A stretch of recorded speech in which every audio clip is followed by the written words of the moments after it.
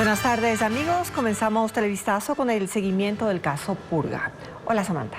¿Qué tal, Gaby y amigos? Bienvenidos. 10 horas tomó la audiencia de formulación de cargos en la Corte Nacional de Justicia.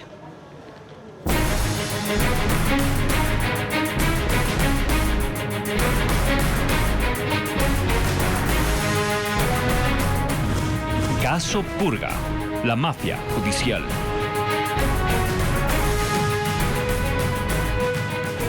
El juez Javier de la Cadena delibera y más tarde anunciará si ordena o no prisión preventiva contra 11 de los 12 procesados, entre ellos la expresidenta de la Corte de Guayas, Fabiola Gallardo, y el exasambleísta Pablo Muentes. Fabiola Santana con los detalles. La audiencia del caso Purga se desarrolló en el 8º piso de la Corte Nacional de Justicia. Antes de su instalación, cerca de las 9 de la noche, la policía revisó los bolsos del público por seguridad. La fiscal general Diana Salazar ingresó acompañada de 2 escoltas armados que la custodiaron durante las 10 horas de audiencia. También ingresaron a la sala los 12 procesados y se sentaron detrás de sus abogados.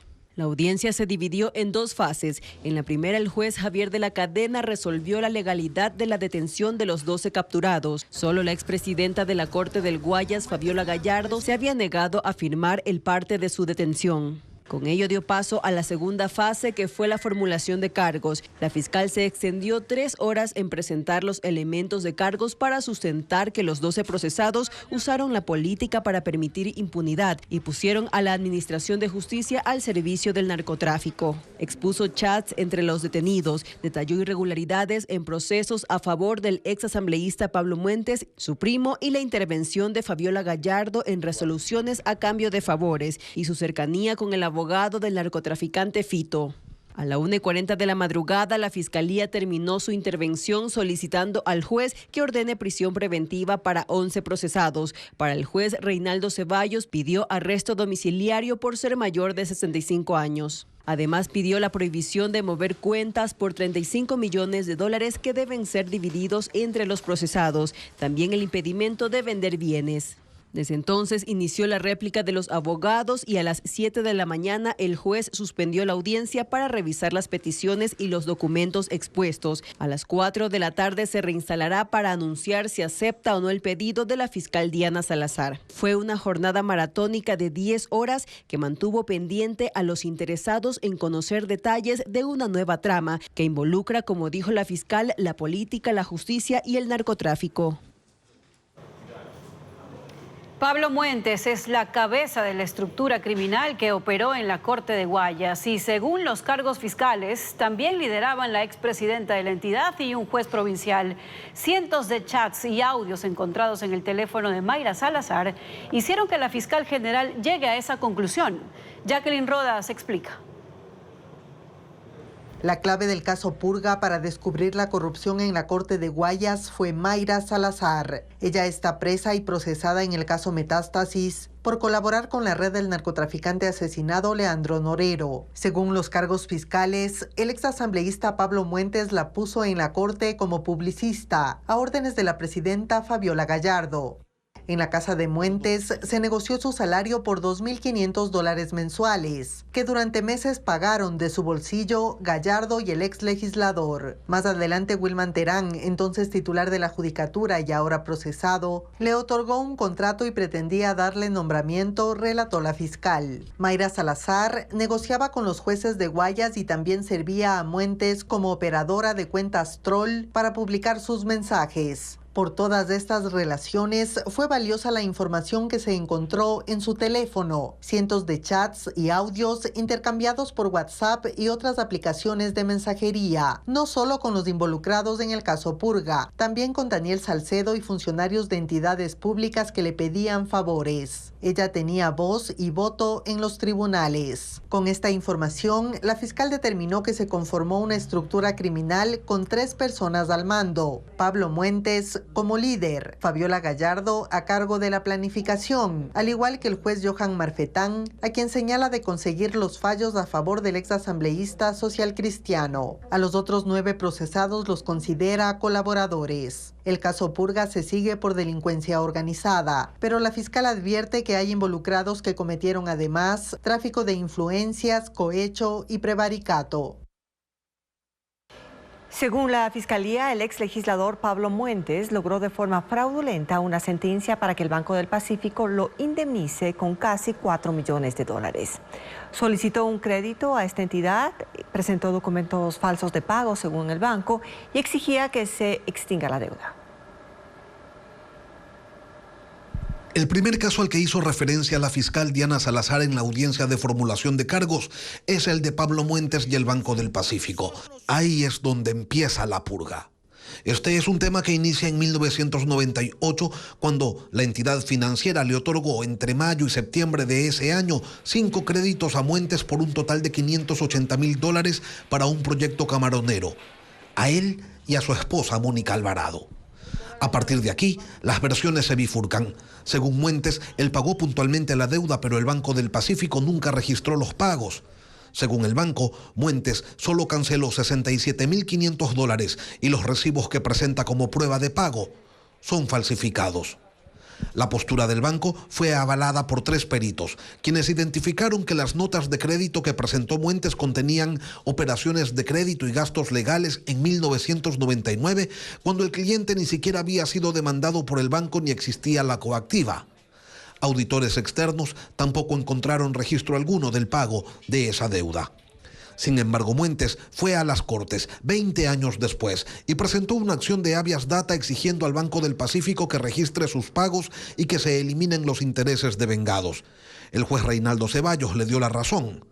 Esto fue en julio del 2020. El banco, aunque cumplió en primera instancia, luego lo volvió a incluir en la lista de deudores porque no encontró los pagos en una investigación contable. Y entonces Muentes vuelve donde el juez Ceballos, quien el 5 de mayo del 2023 ordenó a la entidad financiera pagarle $3,983,000 como compensación por los daños causados. Días después, el juez Ceballos pasó de la unidad judicial multicompetente a ser juez provincial. La decisión de Ceballos fue apelada y pasó a una sala de la Corte. Allí, los jueces Alberto Lino y Nelson Ponce ratificaron la decisión de primera instancia. La fiscal Diana Salazar, en su alegato, presentó chats en los que Mayra Salazar y Fabiola Gallardo intervinieron para lograr los fallos judiciales favorables a Muentes. Los 3 jueces están detenidos y la fiscalía les formuló cargos. El Banco del Pacífico no ha cancelado los casi $4 millones que pretende Muentes, pues interpuso una acción extraordinaria de protección ante la Corte Constitucional. No es la primera vez que la Corte conocerá este caso, puesto que en 2021 Muentes interpuso ante este alto tribunal una acción de cumplimiento, recurso que fue desestimado por improcedente. La red de corrupción que operaba en la Corte Provincial de Justicia de Guayas benefició al Cuerpo de Ingenieros del Ejército con un fallo judicial por una coima. Según la Fiscalía, el Cuerpo de Ingenieros remodeló el piso del Salón de la Presidencia de la Corte Provincial a cambio de un litigio millonario. Paul Romero con el informe. Los chats del caso Purga involucran al Cuerpo de Ingenieros del Ejército en un hecho de corrupción en la Corte Provincial de Guayas. Según la Fiscalía, la Procuradora Judicial del Cuerpo de Ingenieros, Ruth Solano, detenida por este caso, realizó una transferencia bancaria en noviembre de 2023 a Mayra Salazar, mano derecha de la expresidenta de la Corte Provincial de Guayas, Fabiola Gallardo, por $1,485 para instalar porcelanato en el Salón de Presidentes de dicha Corte. El monto correspondería al pago de una coima por la acción de protección con medida cautelar a favor del Cuerpo de Ingenieros, rechazada en primera instancia por una jueza de San Borondón. La acción legal fue presentada en contra de la Empresa Metropolitana de Movilidad y Obras Públicas de Quito por problemas en la ejecución de un contrato de repavimentación por $30 millones, que es el monto del litigio con el Cuerpo de Ingenieros del Ejército. Los jueces Guillermo Valareso, Fabiola Gallardo y Henry Taylor aceptaron la solicitud del Cuerpo de Ingenieros, según la Fiscalía, por gestiones directas entre Mayra Salazar, Ruth Solano y un personaje identificado como Andrés Militares, quien es, dice la Fiscalía, el nexo con el Ejército. En las conversaciones expuestas durante la audiencia, el 9 de noviembre de 2023, Andrés Militares escribe a Salazar: Please, estoy necesitando urgente el número exacto de metros de la sala para poder coordinar el trabajo. Please, Mayrita, para sacar cotización, costos y manos a la obra. Deseamos que quede muy bien esa sala. 24.30 por 8.10, esa es la medida exacta del salón. En la audiencia, la fiscal presentó fotografías de la remodelación del Salón de la Corte Provincial de Guayas y conversaciones entre los involucrados. En Estados Unidos, hoy es un supermartes, así se titula al día que acumula un gran grupo de estados de elecciones primarias. Republicanos y demócratas votarán por su preferido para la presidencia, informa Ileana Suárez. El supermartes es el día más importante de la campaña de primarias presidenciales, pues hoy es la jornada en la que votan más estados de Estados Unidos. Este año, 15 de los 50 estados de ese país llevan a cabo comicios, entre estos Alabama, California, Colorado, Carolina del Norte, Oklahoma y Texas. En estas elecciones, los votos se usan para la asignación de los personajes conocidos como delegados electorales. Se trata de personas que, en representación de su estado, tienen la misión de respaldar al candidato más votado, lo que se oficializa en las convenciones de los partidos. En julio, en la ciudad de Milwaukee, está prevista la convención de los republicanos y se cree que los delegados oficializarán la candidatura del expresidente Donald Trump. En agosto, en la ciudad de Chicago, se instalará la convención de los demócratas, donde lo más probable es que Joe Biden sea el elegido. En los estados donde ya disputaron las primarias, el presidente Joe Biden consiguió 206 delegados, mientras que Trump lidera con 122 frente a los 24 delegados que alcanzó su única rival, Nikki Haley. De no existir imprevistos, Joe Biden y Donald Trump volverán a medirse en las elecciones generales el 5 de noviembre. Los casos de dengue se triplican en el país. Hay más de 8.000 pacientes. ¿Pero qué medidas ejecuta el Ministerio de Salud? Ya le contamos. También, más de 100 familias afectadas en Babahoyo, Los Ríos, tras las lluvias de las últimas horas. En minutos, los estragos del invierno.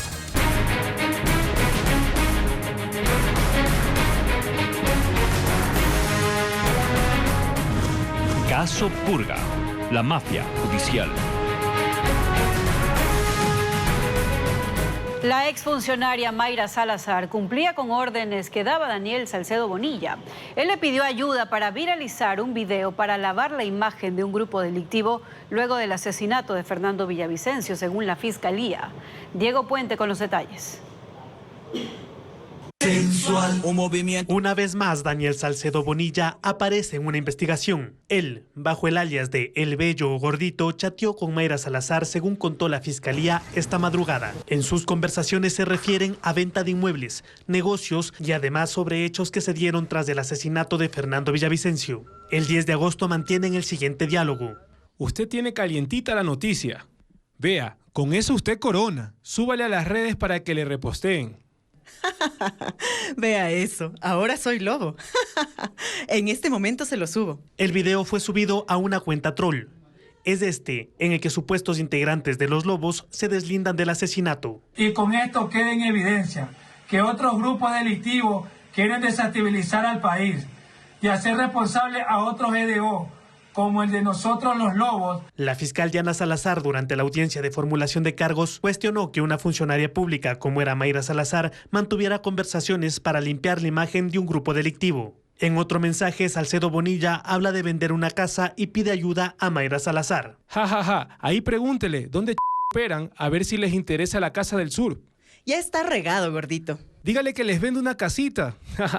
Para sus cosas, ya quiero vender. Es enorme, es un búnker. Incluso le envía una fotografía del inmueble que podría servir para operaciones en el sur. En otros mensajes, Salcedo pide a Mayra Salazar invertir su dinero en lo que él llama su banco o que consiga clientes. Para animarla, le manda una fotografía de dinero que le entregaron en efectivo sus inversionistas. En definitiva, Mayra Salazar también cumplía, siendo funcionaria, órdenes de un sentenciado por la justicia. La fiscal general Diana Salazar anunció en la audiencia que esta información pasará al expediente por el asesinato del ex candidato presidencial Fernando Villavicencio.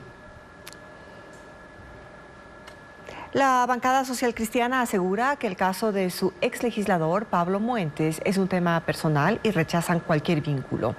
Mientras otros bloques legislativos proponen una comisión que investigue internamente la denuncia de la fiscal y otros plantean un respaldo a la funcionaria. Patricio Díaz tiene la información. En la Asamblea se mantiene la preocupación por el caso Purga y la detención de un ex asambleísta.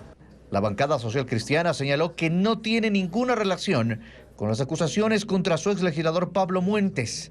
Aseguran que aquello es personal y que en este caso él mismo tendrá que defenderse. En el evento de que todas esas acusaciones sean ciertas, están hechas a título personal y la bancada ni el partido tienen ninguna relación con aquello. Tiene que ser tratado por la justicia y, como lo hemos dicho, nadie puede estar sobre la ley.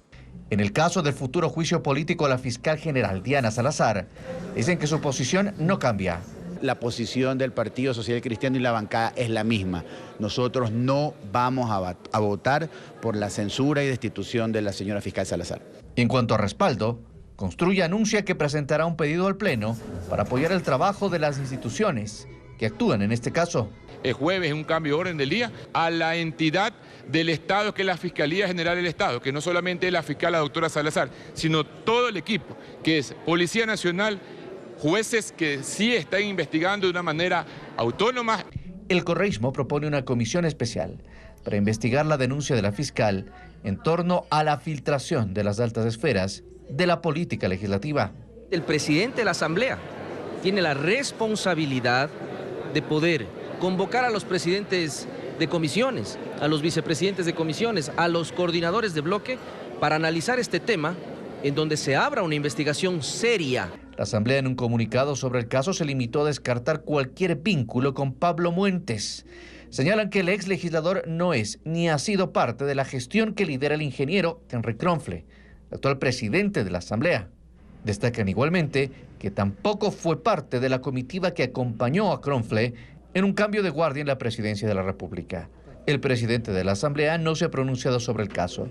Regresará de su gira por España este jueves. Tras una persecución en alta mar, uniformados de la Armada y la policía incautaron casi 1 tonelada de cocaína que estaba oculta en el doble fondo de una lancha. Ocurrió a 117 millas náuticas al noroeste del puerto de Manta. 2 personas que iban a bordo de la embarcación fueron detenidas. Y según las autoridades, la droga tenía como destino Centro y Norteamérica, donde opera el cartel Jalisco Nueva Generación. El SRI hará un control previo a los profesionales que facturan para evitar evasión de impuestos. Adriana Bermeo explica cómo serán las auditorías que realizará el Servicio de Rentas Internas desde este mes. Los contribuyentes que declaren menos de lo calculado por el SRI serán sancionados. Desde este mes, el Servicio de Rentas Internas notificará a los profesionales que facturan y que hayan pagado menos impuesto a la renta de lo que les corresponde durante los últimos 3 años. Las advertencias llegarán antes de que paguen. Esto es nuevo. Hasta el año pasado se realizaba un control posterior a la declaración del impuesto a la renta. Los cálculos para determinar los montos a pagar por los contribuyentes se realizaron basándose en las declaraciones del impuesto a la renta de personas naturales y el promedio de los ingresos del sector al que pertenezca el profesional.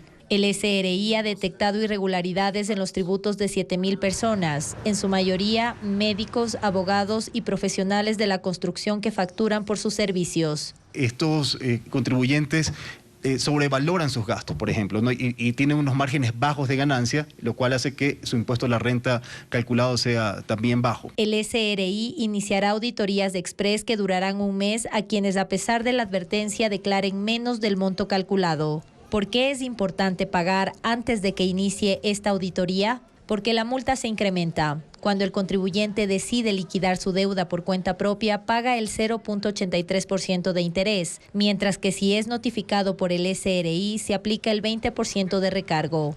Estos controles son parte de una campaña de monitoreo fiscal que también se aplicarán a empresas desde abril. El SRI busca recaudar así $1.200 millones en el 2024. El gobierno suscribió 6 contratos de inversión minera en Canadá como parte de la agenda que el presidente Daniel Noboa realiza en ese país. Se tiene previsto que el mandatario y su comitiva retorne este miércoles a Ecuador. Vanessa Robles con el reporte. La agenda presidencial en Canadá continúa. Luego de participar en el evento Ecuador Day, en el marco de la Convención Mundial de Exploración y Minería desarrollado en Toronto, el jefe de Estado se reunió con el Consejo Canadiense para las Américas y con inversionistas del sector minero. Fue la ministra de Producción quien anunció los logros que se han realizado. Logramos concretar 6 contratos de inversión nuevos de inversión minera en Ecuador. Son más de 4.8 billones de dólares. La minería es actualmente el tercer producto de exportación no petrolera de Ecuador, después del camarón y el banano. En 2023, las ventas externas sumaron 3.324 millones de dólares. En la cita, también se suscribió la Carta de Intención con el Ministerio de Desarrollo Internacional de Canadá para recibir financiamiento por 120 millones de dólares durante 10 años, dirigidos a proyectos de transición a una energía limpia. Este préstamo incluirá una cláusula de deuda resiliente al clima que puede ser activada por Ecuador en caso de desastre climático o natural. Creo que Canadá puede ser también un aliado estratégico en términos de turismo, en términos de energía, en términos de agricultura. Otro de los anuncios del primer mandatario es que el Ecuador está negociando un acuerdo con el Fondo Monetario Internacional para proporcionar estabilidad financiera al país y estaría cerrado en los próximos 2 o 3 meses. Las reuniones continúan este martes y se tiene previsto que el presidente Noboa arribe al país el miércoles. El presidente argentino avanza en su recorte de gastos con el cierre de un medio público. Los detalles de esta y otras noticias luego del corte.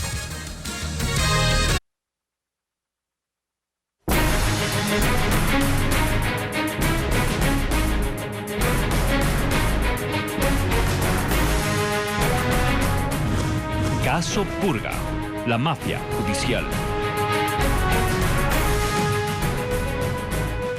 Pablo Muentes, ex legislador y ahora detenido por el caso Purga, sería el que impulsó la campaña del actual presidente de la Corte del Guayas, Hugo González.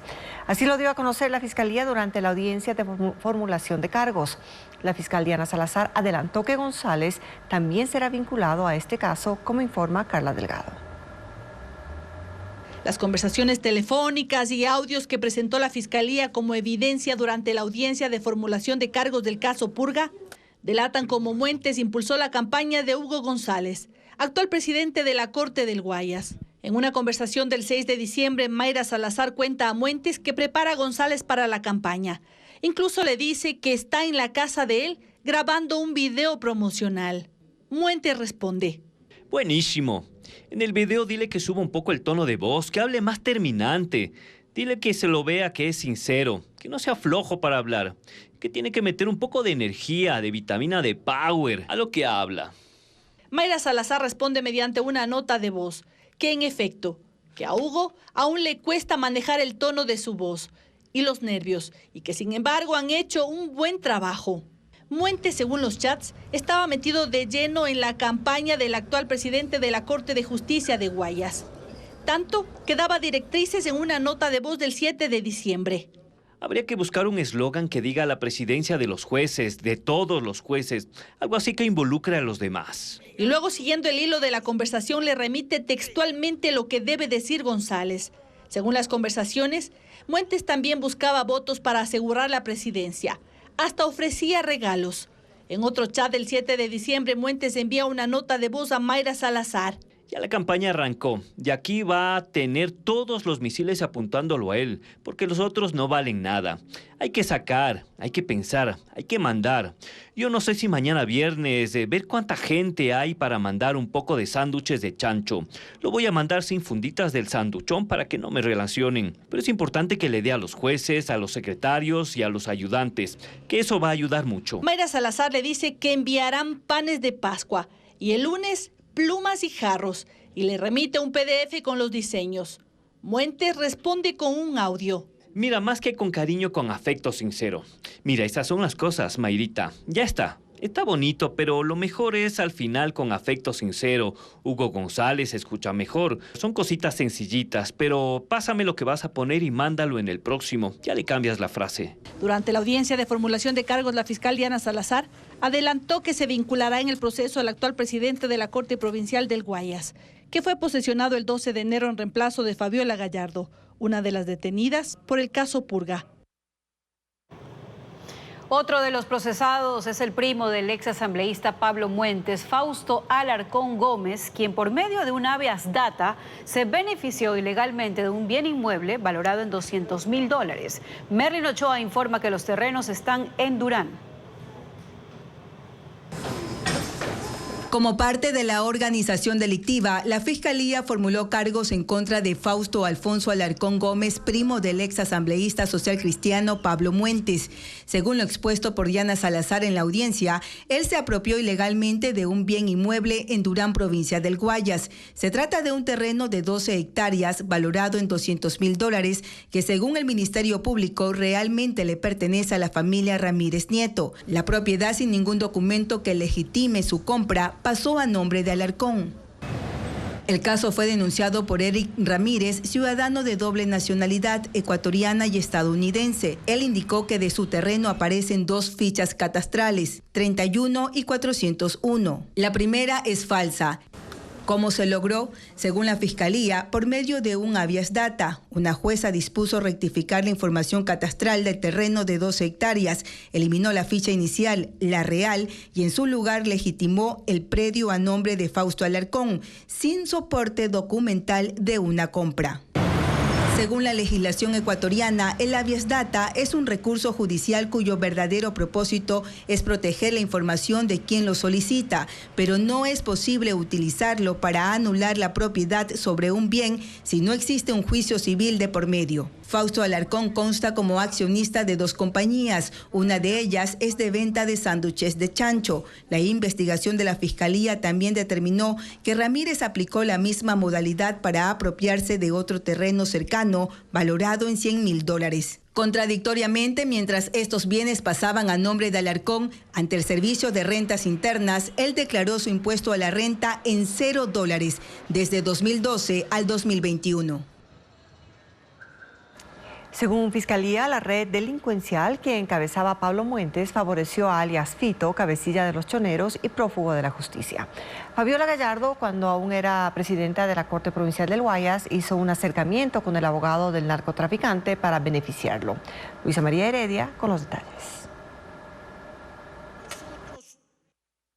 Pablo Muentes, Fabiola Gallardo y Mayra Salazar tenían nexos con el narcotráfico. Según la investigación del caso Purga, pues la red que lideraba el ex legislador social cristiano y a la que pertenecían la expresidenta de la Corte Provincial de Justicia del Guayas y su relacionista pública, benefició a más de un capo. Además de Leandro Norero, de quien Salazar incluso fue pareja sentimental, de acuerdo con la teoría del caso Metástasis. Alias Fito, cabecilla de los choneros, también obtuvo por medio de la estructura delincuencial del caso Purga favorables fallos judiciales. Todo parte del traslado de Fito desde la cárcel regional de Guayaquil hacia la cárcel de máxima seguridad conocida como La Roca, el 13 de agosto de 2023. Horas después, el ahora prófugo de la justicia apeló la decisión ante el juez de garantías penitenciarias Diego Poma, que menos de un mes después, el 8 de septiembre de 2023, aceptó su pedido y dispuso que alias Fito retorne a la cárcel en que gobernaba. Eso provocó la reacción del Servicio Nacional de Atención a Personas Privadas de Libertad, SNAI, que también presentó una apelación. Pero ese recurso recayó en la sala conformada por Fabiola Gallardo y Reinaldo Ceballos, ambos detenidos y procesados por el caso Purga. Según relató Diana Salazar, en la audiencia de formulación de cargos, Gallardo hizo gestiones para contactar al delincuente a través de su abogado en busca de un beneficio a cambio de su decisión. La audiencia estaba prevista para el 20 de diciembre de 2023, pero pero no se llevó a cabo. De acuerdo con la fiscal general, porque Mayra Salazar, mano derecha de Gallardo y para entonces ya detenida por el caso Metástasis, alertó a la hasta ahí presidenta de la Corte de Justicia del Guayas para que no lo haga, ya que su celular había sido incautado y estaba siendo periciado, por lo que las conversaciones entre ambas iban a salir a la luz y ella también saldría perjudicada. En un acto de audacia, que es como lo calificó Diana Salazar, Fabiola Gallardo llamó a la fiscal general directamente, manifestándole su preocupación por la suspensión de la audiencia, tratando, dijo la fiscal Salazar, de justificar su relación con el expediente del caso. En diálogos extraídos de un chat grupal a los que dio lectura en la audiencia Diana Salazar, incluso se evidencia que la presidenta de la Corte, su asistente y los jueces le preguntaban a Pablo Muentes qué hacer con casos que consideraban delicados como este, pues tenían temor de exponerse. Se referían a él como el amigo.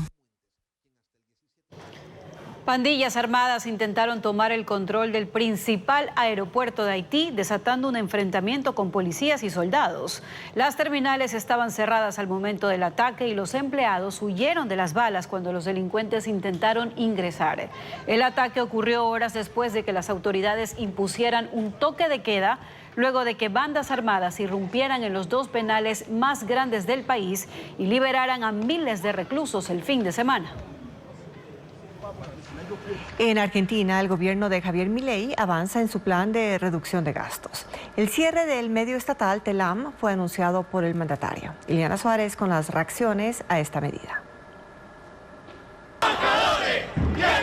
La policía argentina puso un vallado en el acceso a la sede principal de la agencia estatal de noticias Telam en Buenos Aires para impedir el ingreso de sus trabajadores. Esto ocurre luego de que el gobierno les enviara un comunicado eximiéndolos de prestar servicios durante 7 días, los cuales serán remunerados mientras avanza el cierre del medio público. Y a toda la barbaridad de que anunció. La protesta llegó 4 días después de que el presidente ordenara cerrar Telam, porque, según expuso el mandatario, en las últimas décadas fue usado como agencia de propaganda kirchnerista. Estatal Telam. Pero este lunes su portavoz, Manuel Adorni, dijo que la decisión responde a la promesa de campaña de recortar gastos. Agregó que Telam acumula pérdidas de hasta $24 millones y negó que se tratara de un ataque del gobierno hacia la libertad de prensa. Con 755 empleados, Telam es la agencia de noticias estatal más grande de América Latina. El gobierno dijo que en los próximos días difundirá el plan para el cierre de este medio fundado hace casi 80 años, así como el destino de su nómina. Desde su llegada al poder, Milei ha emprendido una política de saneamiento del déficit fiscal, la cual ha encontrado una fuerte resistencia de varios sectores. Un incendio masivo y explosiones se registraron en una planta de distribución de productos industriales. Ocurrió anoche en Michigan, Estados Unidos.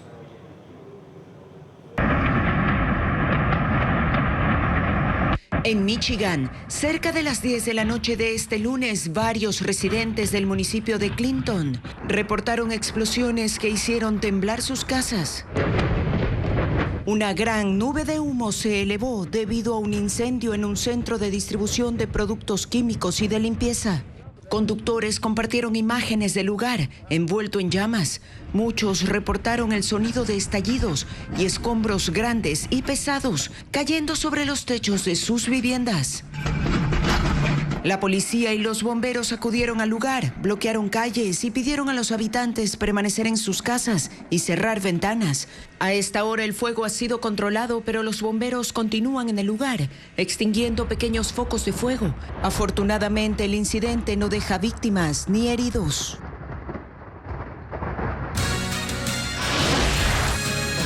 David Farinango se proclamó campeón del torneo nacional de natación. Ya le contamos los detalles del certamen. Ecuador tiene más de 8.000 casos de dengue, por eso se despliegan brigadas que eliminan criaderos de mosquitos casa por casa.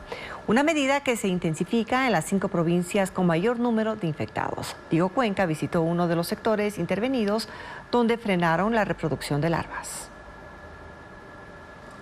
Ese martes, solo en Guayaquil, Durán y San Borondón, salieron 66 grupos que tomaron muestras en 30 sectores, como en la cooperativa Juan Pablo II en el norte.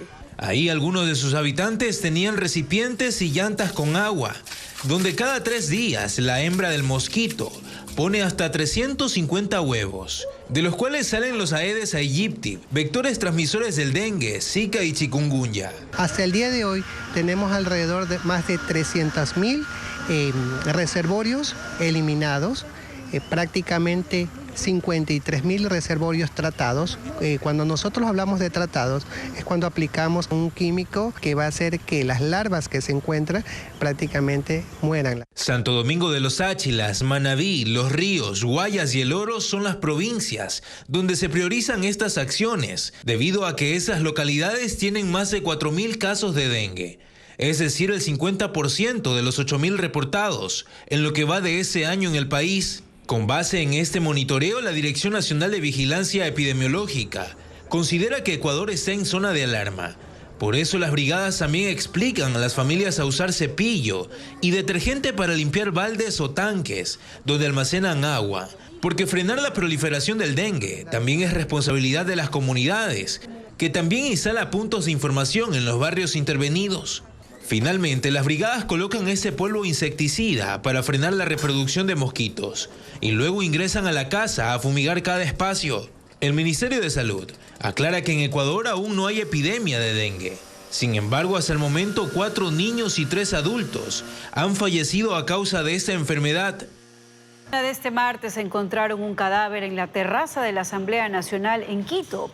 En rueda de prensa y mediante un comunicado de la escolta legislativa informaron que el cuerpo sin vida fue hallado colgado en una de las vigas del edificio y de inmediato reportaron el hecho a las unidades especializadas de la policía para las investigaciones correspondientes. El fallecido fue reconocido como exfuncionario del Palacio Legislativo.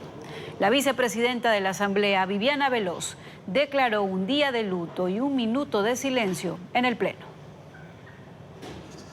El sobrepeso y la obesidad incrementan a un ritmo alarmante en Ecuador. Especialistas estiman que 13.000 personas morirán por esta causa hasta el 2030. Elaine Sánchez tiene el reporte.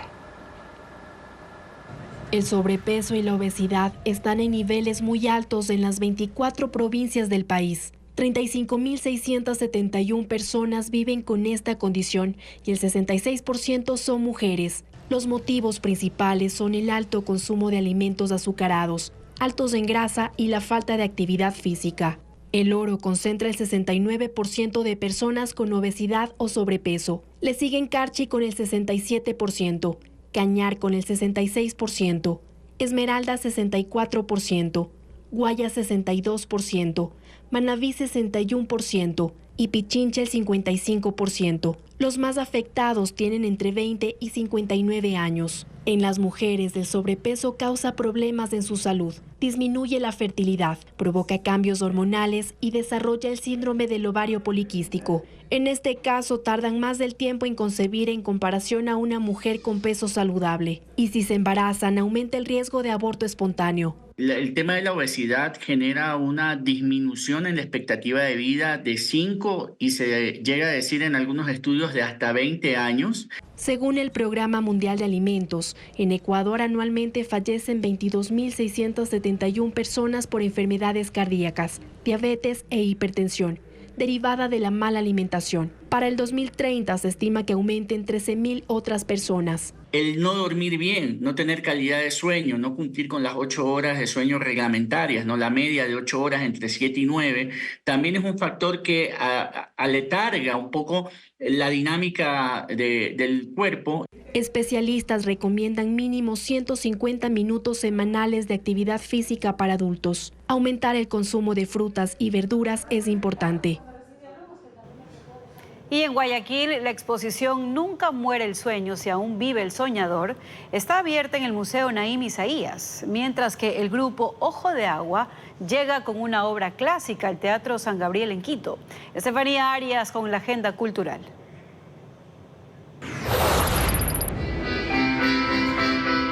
Cuerpo, territorio y transgresión en la historia de la ciudad de Quito. Así se llama esta propuesta de los estudiantes de la Universidad Central del Ecuador, que presentarán un espectáculo de danza contemporánea en el Museo de la Ciudad. El objetivo es relacionar espacios no convencionales con este tipo de lenguaje artístico. El show será este sábado 9 de marzo a las 15 horas. Instalaciones inmersivas, fotografías, pinturas y esculturas conforman esta muestra llamada Nunca muere el sueño si aún vive el soñador. Cruces e imágenes religiosas son el eje central de esta exposición. La exposición gratuita estará abierta hasta abril en el Museo Naim Isaías en Guayaquil. Un clásico del grupo Ojo de Aguja llegará al Teatro San Gabriel en Quito.